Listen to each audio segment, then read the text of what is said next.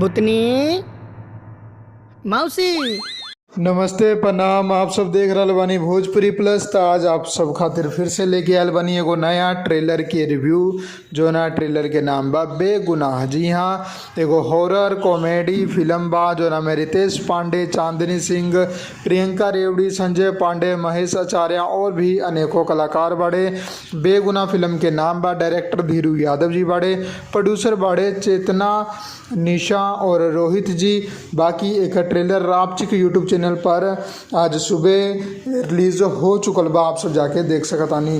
तो ट्रेलर देख के कहानी तो कुछ ज़्यादा समझ ना आवेला, लेकिन इतना चीज़ आप लोगन के पता चल जाई कि एगो ऐसा लड़की के कहानी बा जेकरा धोखा से मुआ दियल गइल बा और ओकरा बाद ओकर आत्मा भटक रहल बा और उहे आत्मा के मदद करे खातिर, ओकर केस के ओपन करे खातिर, ओकर गुनाहगार के सजा दियाए खातिर जौन बा रितेश पांडे के में रोल दिहल गइल बा। और जौन उ भूत बाड़ी उ बाड़ी चांदनी सिंह जी। जी हाँ, एकरा अलावा महेश आचार्य जी जो कि बहुत ही शानदार कॉमेडी के लिए बड़े डांस मास्टर तो वहिले बड़े, पूरा भोजपुरी इंडस्ट्री जानेला।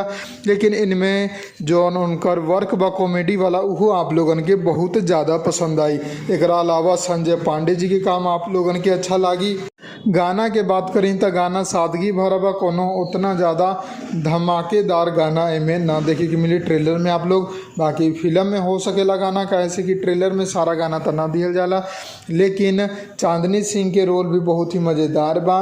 जोन कमी हमें लागल वो थोड़ा बहुत कैमरा मैन के एंगल से और डायरेक्टर जी के एंगल से लागल, कहें से कि जौन शॉट परफेक्ट तरीका से लिहल जाए वो एगो नॉर्मल तरीका से लिहल गइल बा, जो ना कारण फिल्म एगो लो क्वालिटी बजट के फिल्म लाग रहल बा।